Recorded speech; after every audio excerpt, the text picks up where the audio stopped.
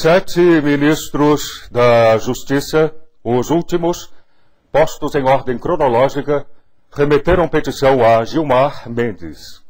O ministro é relator com o carimbo de repercussão geral de ação movida pela Defensoria Pública do Estado de São Paulo visando a descriminalização do porte e uso de substância entorpecente ou de efeitos análogos, desde que privadamente e sem causar prejuízo a terceiros.